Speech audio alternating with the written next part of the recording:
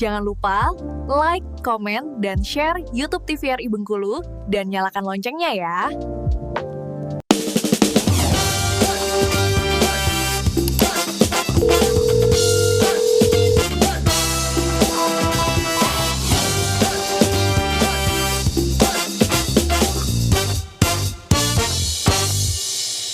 Terima kasih pemirsa, Anda masih bersama kami di Dokter Kito Besamo Kita Sehat. Kita lanjutkan perbincangan kita terkait dengan cantengan.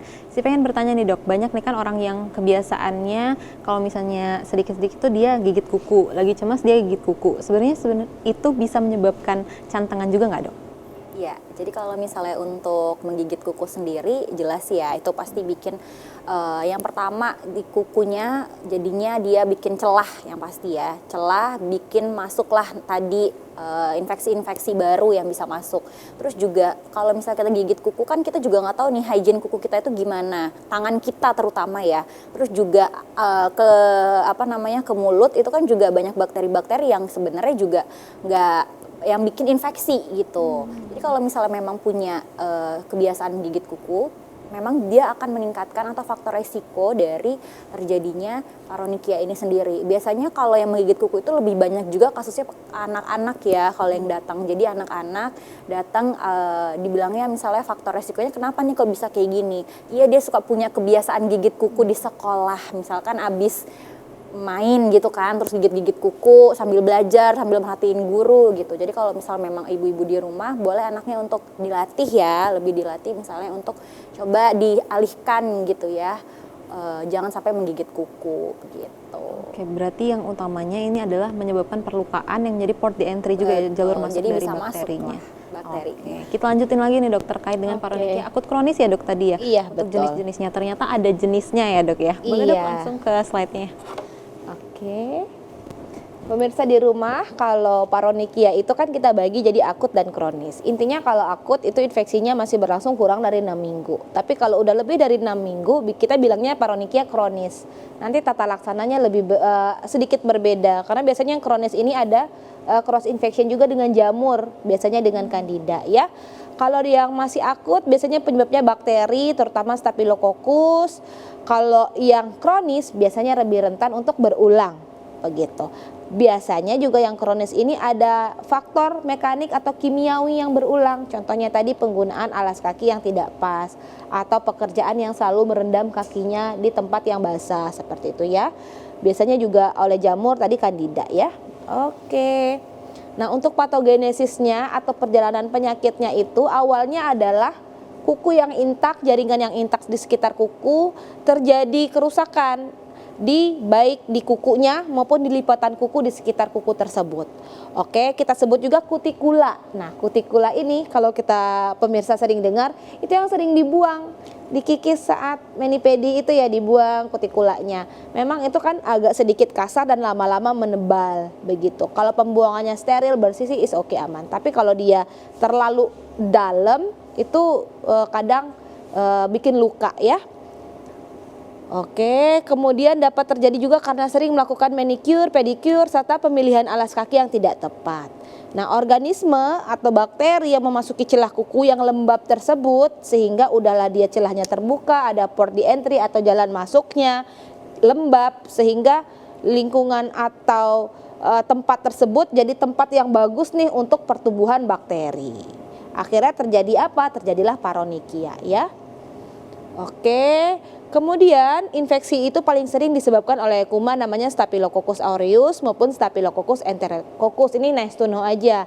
Intinya golongan Staphylococcus nih. Nah, kalau pada anak-anak dia rentan terhadap infeksi akut karena kebiasaan menggigit kuku dan mengisap jari.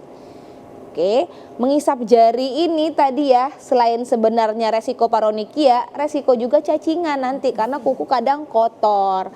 Hygiene baik, dia cross infection dari mulutnya, bakteri di mulut bisa menginfeksi di kuku, kemudian kotoran yang ada di kuku bisa masuk lewat saluran pencernaan. Oke, nah inokulasi langsung flora mulut, bakteri aerob seperti bakteri-bakteri Streptococcus, Echinella coroidens itu bisa menginfeksi juga di paronychia ini. Oke.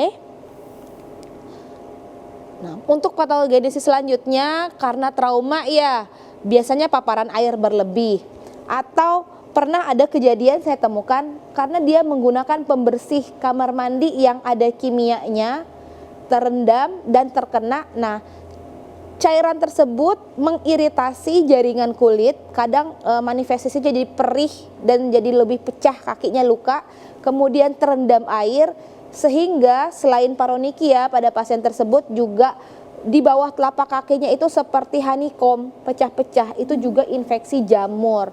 Tapi tata laksananya bisa berbeda dengan paronikia. Dan pasien tersebut juga mengalami dua hal sekaligus. Jadi intinya kalau di kuku dia jadi paronikia, tapi kalau secara keseluruhan terendam kakinya, bagian kaki yang lain juga bisa terinfeksi. Begitu, oke.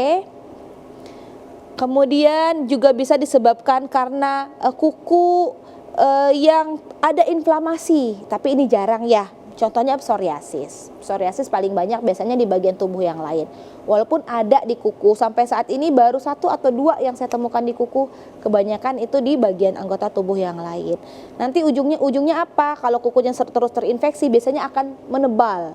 Pernah biasanya pada ibu-ibu atau orang-orang yang lebih berumur nih, karena udah dibiarkan lama tidak sembuh dengan baik, sudah cross infection dengan jamur, kukunya itu jauh lebih tebal. Kalau dia udah jamur, nanti tata laksana jauh lebih panjang dibandingkan penyebabnya bakteri dan tidak boleh putus. Dia butuh berbulan-bulan baru ada perbaikan. Oke?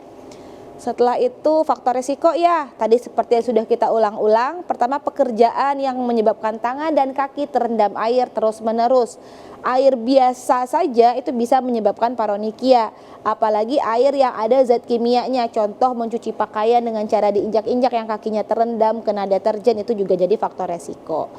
Kemudian memiliki luka terbuka atau pernah mengalami paronikia sebelumnya. Setelah itu lebih tinggi resikonya pada pasien yang memiliki gangguan sistem imun, baik HIV maupun diabetes mellitus. Kenapa? Karena balik lagi ke imunitas yang menurun, sehingga infeksi kecil bisa menyebabkan efek yang besar pada orang yang gangguan sistem imun.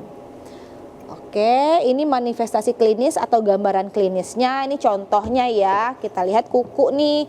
Kuku, nah di pinggir ini kan ada kayak lipatan kuku, kita bilangnya lateral nail folds. Nah di lipatan inilah sering terjadi infeksi, nanti dia menguning putih seperti itu ya, kadang ada nanahnya. Nah jangan sesekali pemirsa di rumah iseng, memang betul salah satu cara penyembuhannya kita harus buang nanahnya, tapi tidak dibuang sendiri di rumah, apalagi dicongkel. Kadang iseng dicongkel dengan pentul atau peniti yang tidak steril, sehingga bisa meluaskan infeksinya ke jaringan yang lain. Nanti bisa rusak, akhirnya ujung-ujungnya apa? Mukanya sembuh, malah harus dicabut kukunya. Kalau masih ringan seperti ini, masih bisa kita buang, kita buka sedikit lukanya, kita bersihkan dengan cara yang baik. Biasanya di fasilitas kesehatan ya, kemudian bisa dengan hanya salep antibiotik bisa sembuh. Tapi kalau sampai dicongkel-congkel, kadang pakai pena, pakai apa ya, alat manicure pedicure yang tidak bersih, akhirnya infeksinya meluas, ujung-ujungnya kukunya kita harus cabut. Kebanyakan pengalaman saya di praktek klinik seperti itu, awalnya dipecahin ting gitu kan, dia udah lunak tuh dipecahin, akhirnya infeksinya melebar, akhirnya tata laksananya jauh lebih kompleks, lebih berat. Oke.